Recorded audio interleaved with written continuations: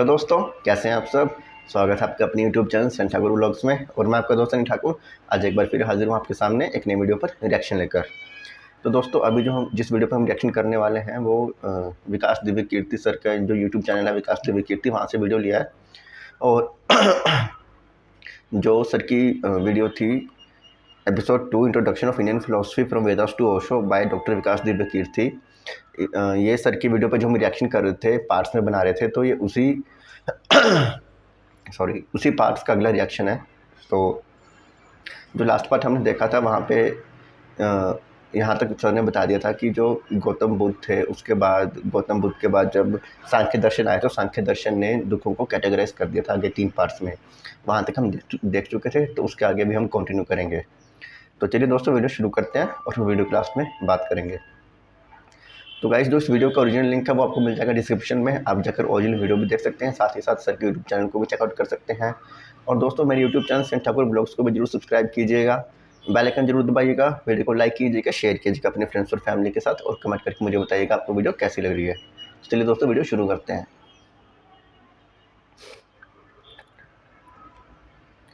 Start. इसलिए Indian philosophy में एक बात यह है कि जो जगत है ये दुखमय है। अच्छा। ये जगत बंधनमय है, हम बॉन्डेज में है, बंधन में, कर्म सिद्धांत की वजह से है। और क्योंकि जगत दुखमय है, अच्छा, ऐसा कुछ लोग कहते हैं कि भारतीय दर्शन निराशावादी है, पैसिमिस्टिक है। बस ये ध्यान रखना कि हम शुरुआत दुख से करते हैं, अंत मोक्ष पे करते हैं, जो कि दुखों से मुक्त है। सही बात। और इसलिए बुद्ध के भी जो 4 आर्य सत्य हैं उसमें चौथा क्या है? दुख निरोध मार्ग, कि दुख से मुक्ति का रास्ता भी है, मोक्ष के लिए, मतलब मोक्ष। और उस रास्ते का नाम अष्टांगिक मार्ग है। हम जब बौद्ध को पढ़ेंगे तब उसका नाम समझेंगे। देखिए, कोई निराशावादी है या नहीं, इसकी पहचान किस चीज से होगी? शुरुआती स्तर पे या अंत के स्तर पे? अंत के स्तर पे। अंत में निराशा नहीं है, शुरुआत इस बात से कि हाँ, जगत में दुख है। जो सच्चे निराशावादी हैं उनमें तो शोपेनहावर सबसे बड़ा है, जर्मन दार्शनिक, मैंने जिक्र किया ना।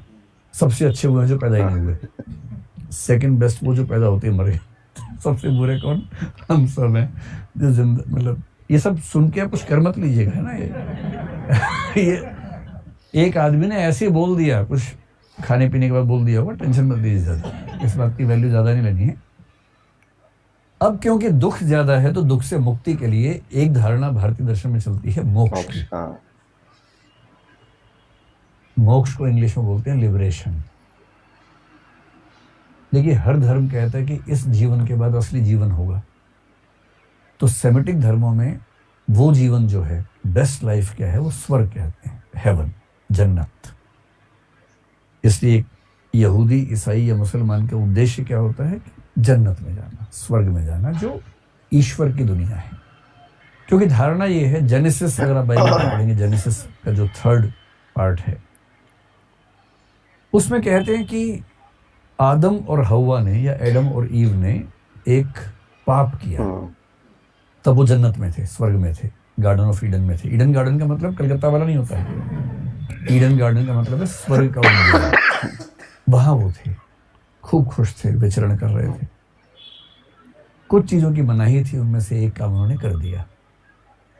क्यों कर दिया? तो जेनेसिस में लिखा है कि ईव ने उकसाया तो एडम ने कर दिया। तो पहला पाप मूल रूप से औरत के मत्थे मढ़ा गया है कि उसी ने उकसाया था, ये कहा गया है। अब गलती हो गई, ईश्वर ने सजा दी, सजा के तौर पर पृथ्वी पे भेज दिया। इसलिए मुख्य रूप से ईसाइयत में, गौण रूप से यहूदी इस्लाम में ये मानते हैं कि एक मूल पाप हुआ, जिस पाप की वजह से इंसान और उसकी जो पीढ़ियां हैं वो पृथ्वी पर हैं। जो लोग इस बात को मानते हैं वो यही मानते हैं कि पर्पस क्या है? पर्पस है वापस जाना, स्वर्ग में जाना, वापस उसी स्वर्ग में वापस। ये तीनों धर्म मानते हैं, सेमिटिक धर्म। इसे सेमिटिक धर्मों में जो परलोक है, जो जीवन का उद्देश्य है, वो है स्वर्ग में ईश्वर के पास वापस जा पाना। भारत में जो मोक्ष है उसकी धारणा थोड़ी सी अलग है। भारत में स्वर्ग की बात आमतौर पर नहीं, मीमांसा दर्शन में शुरुआत में हल्का सा जिक्र आता है, वैष्णव वेदांत में जरूर वैकुंठ लोक का जिक्र आता है, जो स्वर्ग जैसा जैसा है। लेकिन भारत में जो मूल विचार है, चारवाक छोड़ के सबका विचार, बौद्ध भी, जैन भी, सबका विचार एक ही है, मोक्ष। इसी मोक्ष को कुछ लोगों ने कह दिया निर्वाण। निर्वाण कौन बोलते हैं बताइए? बौद्ध लोग बोलते हैं निर्वाण, जैन लोग बोलते हैं कैवल्य, न्याय दर्शन इसको बोल देता है अपवर्ग, मीमांसक कहीं कहीं इसको बोल देते हैं निश्रेयस, अच्छा, शंकराचार्य कहीं कहीं इसको मुक्ति बोल देते हैं, कई लोग मुक्ति बोल देते हैं, नाम अलग अलग हैं पर इन सब का मतलब एक ही है, मोक्ष। और मोक्ष का मतलब क्या है? कुछ लोग मानते हैं दुख खत्म हो जाना मोक्ष है, कुछ मानते हैं परम आनंद मिलना मोक्ष है। ये अंतर क्या है समझेंगे। जैसे महायानी बौद्ध मानते हैं परम आनंद, हीनयानी मानते हैं दुख खत्म हो जाए उतना मोक्ष है। न्याय मानता है कि चेतना खत्म हो जाना मोक्ष है, मतलब मोक्ष में चेतना नहीं होती है। तो वेरिएशंस हैं, लेकिन मोटे तौर पर इसका मतलब क्या है? मोटे तौर पर इसका मतलब है कर्म बंधन से मुक्त हो जाना, मतलब बार बार जन्म न लेना, कर्म बंधन और पुनर्जन्म के चक्कर से, प्रवाह से मुक्त हो जाना। ये ध्यान रखना है कि यदि आप जीवित हैं तो इसका मतलब है कि पहले के कुछ कर्म हैं जिनका हिसाब बराबर कर रहे हैं। अगर आपने अच्छे कर्म किए, बुरे कर्म किए और मृत्यु के समय कर्म का बैलेंस रह गया तो पुनर्जन्म होगा। और कर्मों के हिसाब से देखा जाएगा कौन सी स्पीशीज में भेजें। तो चूहा, बिल्ली, खरगोश कुछ भी बना के भेज सकते हैं, इंसान भी बना सकते हैं, डिपेंड करता है कैसे करना। और जिस दिन कर्मों का बैलेंस एकदम जीरो होगा फिर पुनर्जन्म नहीं होगा। और क्योंकि जीवन दुखमय है इसलिए इस जीवन से मुक्त होना, कर्म बंधन और पुनर्जन्म के चक्कर से मुक्त होना मोक्ष है। इसलिए मोक्ष एक स्थायी अवस्था है। एक बार मोक्ष मिल गया तो ये नहीं होता कि 2 साल का प्रोबेशन है उसके बाद देखेंगे। ये यूपीएससी मतलब आईएएस की नौकरी नहीं है, मोक्ष है। इसको भी लोग मोक्ष कहते हैं वैसे कई बार। ये असली वाला मोक्ष है, इसमें प्रोबेशन नहीं है, ट्रेनिंग नहीं है। मोक्ष मतलब मुक्ति, मुक्ति, मामला खत्म। उसके बाद बार बार पैदा होना, मरना, वो सब झंझट खत्म। एक पुनर्जन्म के चक्कर से फ्री हो जाना। ये 5वीं धारणा है जो भारतीय दर्शन में सामान्यतः दिखती है। एक धारणा केवल ये मान लें कि भारतीय दर्शन सामान्यतः मानता है कि जगत सत्य है। इस पे चारवाक भी खुश है कि हाँ ये सही बात कही आपने, ये सही बात कही आपने, जगत सत्य है। भारत में केवल 3 संप्रदाय हैं जो मानते हैं कि जगत सत्य नहीं है। उनमें से एक का नाम है अद्वैत वेदांत।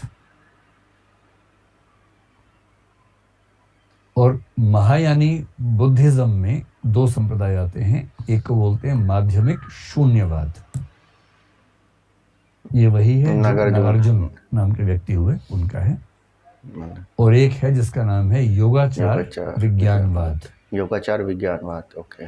असंग और वसुबंधु। नालंदा देखा है ना, नालंदा विश्वविद्यालय, ये सब लोग नालंदा विश्वविद्यालय में रह के रिसर्च करते थे एक साथ। वाह। तो जो बिहार का नालंदा नामक स्थान है, नालंदा विश्वविद्यालय का बहुत बड़ा कंट्रीब्यूशन जो है वो महायानी बुद्धिज्म है। नागार्जुन वहाँ के प्रिंसिपल हुआ करते थे, असंग वसुबंधु वहाँ प्रोफेसर हुआ करते थे, एक ज़माने में एक साथ रहते थे।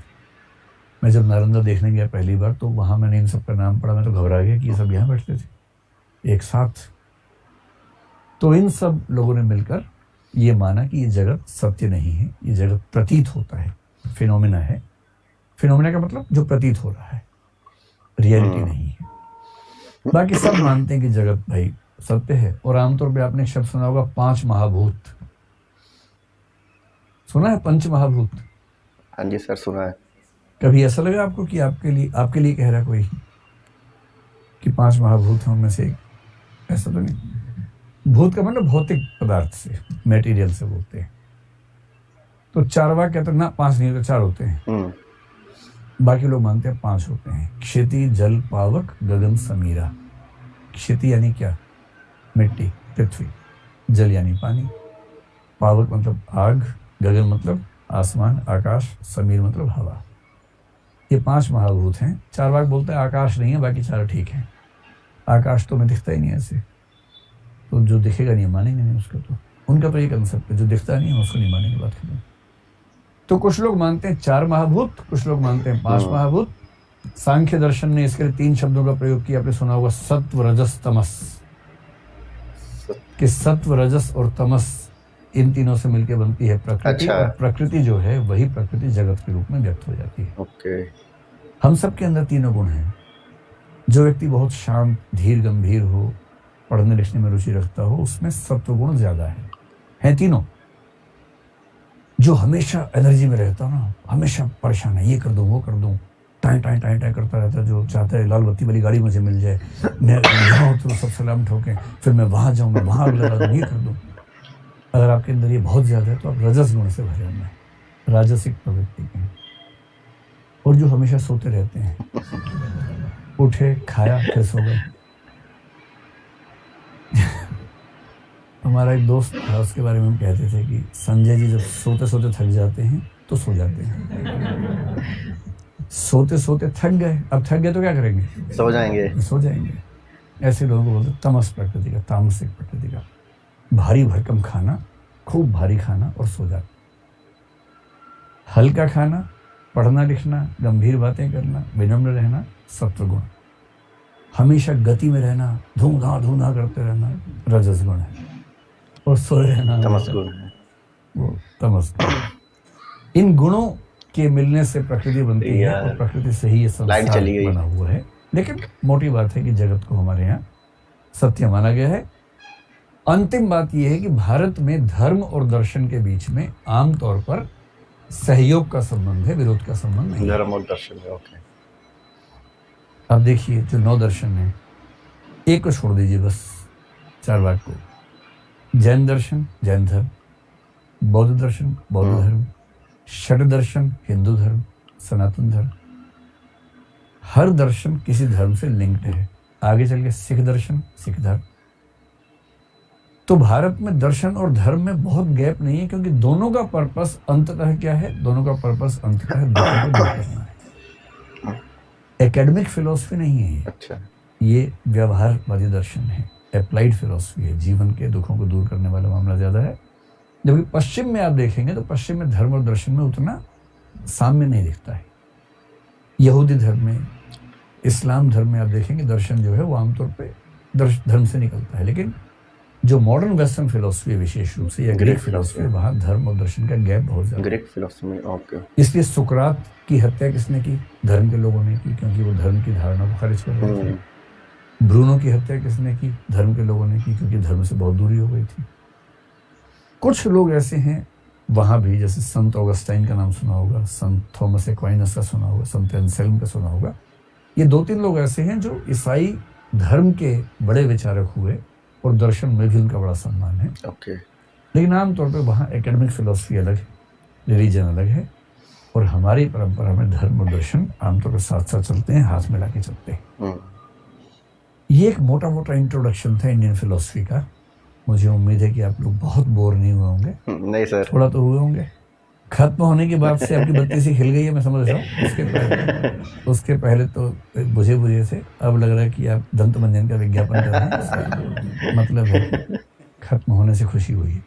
कोई सवाल है तो पूछिए, वरना इसको विराम देते हैं। सर मेरा नाम कुसुम है जी।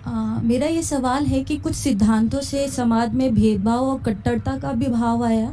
जैसे कुछ लोगों ने विरोध किया तो उनको मार दिया गया, या फिर हम कर्म के सिद्धांत की अगर बात करें, जैसे कोढ़ की बीमारी हो जाती है तो समाज के लोग मान लेते हैं कि कर्मों का फल मिल रहा है। तो क्या ये संभव है? देखिए, जिस चीज का लिंक वहां से है ना, उसके बारे में किसी को नहीं पता कि सच है कि झूठ है।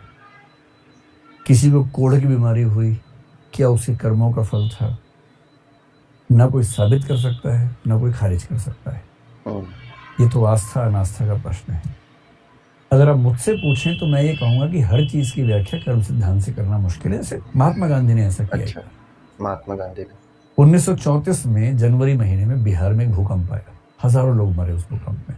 और महात्मा गांधी ने क्या कहा? हरिजन पत्रिका में एक लेख लिखा, उसमें क्या कहा कि ये भूकंप सवर्ण हिंदुओं द्वारा अस्पृश्यता किए जाने का कर्मफल है। अच्छा। अब उन्होंने अच्छी नीयत से बात कही होगी, क्योंकि वो चाह रहे थे कि हिंदू समाज को समझाएं कि अस्पृश्यता बुरी चीज है। तो लोगों ने इसका मजाक बनाया। उन्होंने बाद में फिर से लिखा कि मैंने सोच समझ के लिखा है, मजाक में नहीं लिखा। पर इस पर कई सवाल उठते हैं। कर्म सिद्धांत कहता है कि जो आप कर्म करेंगे फल आपको ही मिलेगा, किसी और को नहीं मिल सकता। मरने वालों में तो ऐसे लोग भी थे जो अवर्ण थे। अगर ये केवल अस्पृश्यता करने वालों के कर्मों का फल था तो वो क्यों मरे जो अस्पृश्य कर्म फल इसमें सवाल उठाएगा। जब तार्किक सवाल सोचेंगे तो आप पाएंगे कि बहुत सारी व्याख्याएं लागू नहीं हो पाती। मेरी निजी राय ये है कि हम हर दुर्घटना की व्याख्या कर्म सिद्धांत से ना करें, वरना एक दिक्कत ये आती है कि हमें समाज की हर बुरी चीज़ को भी जस्टिफाई करना पड़ेगा और उससे फिर समाज का संचालन थोड़ा सा मुश्किल होगा। तो कर्म सिद्धांत एक मोटा मोटा सिद्धांत है जो ये कहता है कि हम गलत कर्म करेंगे तो फल ज़रूर मिलेगा, पर हर चीज़ पर एकदम मक्खी पे मक्खी बैठा के उसको लागू करने में संकट ज़्यादा प्रॉब्लम आएगी फिर। बचेंगे तो बेहतर रहेगा। नमस्ते सर, मेरा नाम हेमंत है। सर मैं ये पूछना चाहता हूँ कि सृष्टि की रचना हुई और हम हर दिन अच्छे हो रहे हैं या बुरे हो रहे हैं, होते जा रहे हैं, पर हमको जाना कहाँ है? ये सृष्टि कहाँ तक जाना चाहती है? यार तुमने बड़ा खतरनाक सवाल पूछ लिया भाई। कह रहे हैं कि सृष्टि की शुरुआत से अब तक हम अच्छे हुए या बुरे हुए, और जाना कहाँ है किसी को नहीं पता भाई। बुरी हुई कि अच्छी हुई, मेरे ख्याल से कई बिंदु हैं जो साबित करते हैं कि अच्छी हुई। हम लोग प्राचीन काल की तुलना में ज़्यादा सभ्य हैं, ज़्यादा समृद्ध हैं, तकनीक हमारे पक्ष में है, समता मूलक समाज पहले की तुलना में ज़्यादा है। आज महिलाओं को अधिकार मिलने शुरू हो गए, पहली बार एनिमल राइट्स की बात होनी शुरू हुई। तो कई चीज़ें ऐसी हैं, और मानवाधिकार की बात आजकल हर जगह होती है। कई ऐसी चीज़ें हैं जो साबित करती है कि आज की दुनिया पहले की दुनिया से बेहतर है। लेकिन परमाणु युद्ध का खतरा भी आज है, पहले नहीं था। केमिकल वेपन्स भी आज ही हो रहे हैं। पॉल्यूशन, प्रकृति के साथ छेड़खानी जितनी आज है उतनी कभी नहीं हुई। होमो सेपियंस ने बाकी स्पीशीज का जो जीवन मुश्किल कर दिया है उतना कभी नहीं हुआ था। तो जितने हम बेहतर हुए हैं उतने ही हम कुत्सित भी हुए हैं। दोनों बातें सही हैं। और जाना कहाँ है, ये एक प्रश्न अपने आप में है कि क्या इस दुनिया का कोई भी प्रयोजन है? और दर्शन बटा हुआ है। कुछ लोग मानते हैं प्रयोजन है, कुछ मानते हैं कुछ प्रयोजन नहीं है।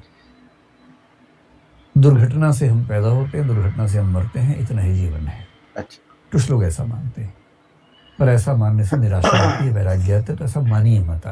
आप मानिए कि एक विशेष प्रयोजन के लिए ईश्वर ने आपको भेजा है और आप उसको पूरा करने का प्रयास करें। ये मानने से दिल खुश रहता है। सोसाइटी में भी पॉजिटिविटी चलती है, दिल खुश रहता है मानने से। ठीक। नमस्ते सर, मेरा नाम राजा शर्मा है जी। सर, एक शेर है कि वरना सुकरात कब का मर गया होता, उस प्याले में जहर था ही नहीं। ये लाइन चेंज करो, पहली लाइन दूसरे वाली है। उस प्याले में जहर था ही नहीं, वरना सुकरात मर गया होता।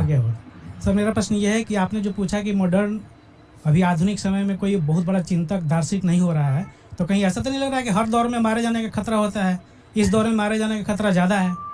थोड़ा बहुत खतरा तो हर दौर में होता है, लेकिन भारतीय परंपरा में सबसे अच्छी बात है कि यहाँ शास्त्रार्थ की परंपरा सबसे समृद्ध रही, जो एक ज़माने में एथेंस में भी थी। एक ज़माने में, हालांकि उसी ज़माने में सुकरात की हत्या हुई थी, लेकिन तब भी आप देखेंगे कि भारतीय परंपरा इस मामले में सबसे समृद्ध है कि यहाँ धार्मिक मतभेद के चलते हत्याएं आमतौर पर शास्त्रार्थ वाले मामले में, दर्शन की बात करें तो नहीं के बराबर दिखेगी। जिन समाजों में धार्मिक और दार्शनिक चर्चाओं की आज़ादी नहीं है, वहाँ दर्शन का विकास कभी नहीं हो सकता, ना विज्ञान का हो सकता है। जहाँ चिंतन की आज़ादी ज़्यादा है, वहाँ दर्शन विज्ञान दोनों का विकास ज़्यादा होगा। और हम इस मामले में खुश नसीब हैं कि हमारे यहाँ कम से कम ये स्कोप ज़्यादा है। लेकिन ये तो चिंता की बात तो है, कई समाजों में दिक्कत है। गुड इवनिंग सर, मेरा नाम तनु है। तो मेरा क्वेश्चन ये था, क्या हम ये बोल सकते हैं कि इंडियन फिलॉसफी एलिटिस्ट है नेचर में? कुछ लोग मानते हैं, लेकिन अगर आप देखें तो प्राचीन काल में चारवाक परंपरा जैसे उठी, जैन बौद्ध परंपराएं उठी, वो उस एलिटिज्म के विरुद्ध ही उठी थी। फिर जो महिला दार्शनिक उपनिषद काल में है, महिलाओं की उपस्थिति भी एलिटिज्म को चैलेंज ही करती है एक तरह से। आधुनिक काल में फिर जब हम देखते हैं, जब ओशो रजनीश हैं या डॉक्टर अंबेडकर हैं, ये भी उस एलिटिस्ट ट्रेडिशन से नहीं आते हैं। तो हाँ, ये आरोप है, कई लोग कहते हैं कि भारतीय दार्शनिक परंपरा में जो वंचित वर्ग हैं उनकी भूमिका कम है, वंचित वर्गों के सवाल कम हैं। लेकिन आधुनिक काल में इस पर काम होना शुरू हुआ। अच्छी बात है ये तो। नए ट्रेंड्स इस तरह के आ रहे हैं। अच्छा, ठीक है, बैठिए। तो इसके साथ ही बात को समाप्त करते हैं। एक बात मैं और स्पष्ट कर दूं, मुझसे कई लोगों ने पूछा कमेंट्स में कि अगर हमें किताब पढ़नी है तो कौन सी किताब पढ़ें। तो भारतीय दर्शन के लिए मैंने अभी किताबों की अलमारी, उसमें से कुछ किताबें निकाली। तो धूल झाड़ के किताब निकाली जो 1998 में मैंने खरीदी थी। आज मैंने देखा, मैं जब भी किताब खरीदता हूँ उस पर अपना साइन करता हूँ और डेट लिखता हूँ जिस दिन खरीदता हूँ। तो जो किताब मुझे लगता है कि सबसे आसान है भारतीय दर्शन के लिए, सबसे आसान भी, बहुत आसान नहीं होती दर्शन की किताब, लेकिन सबसे आसान जो है वो है भारतीय दर्शन की रूपरेखा, अच्छा। जिसके लेखक हैं doctor professor Harendra Prasad Sinha, HP Sinha. English में पढ़ना हो तो a critical survey of Indian philosophy, Chandradhar Sharma या CD शर्मा। दोनों बुक्स छपी हैं मोतीलाल बनारसी दास प्रकाशन से, क्योंकि ये प्रकाशन फिलोसफी की बुक्स में बहुत प्रामाणिक माना जाता है। अच्छा। तब तो वही छपी थी, मेरे पास तो उसी जमाने की है, अब पता नहीं आज छप रही है, आप देख लीजिएगा। लेकिन फिर ये भी तो सवाल है ना, काम चल जाएगा यहीं पर, हम बातचीत करके सुलझा लेंगे। लेकिन पढ़ने का शौक हो तो मैंने नाम बता दिए, आप चाहे तो इन आसान बुक से पढ़ सकते हैं। तो इसके बाद चारवाक से शुरू करेंगे और वहीं से कई क्वेश्चन को समझते हुए आगे बढ़ेंगे। ठीक है, धन्यवाद, फिर मिलते हैं जल्दी ही। नमस्कार।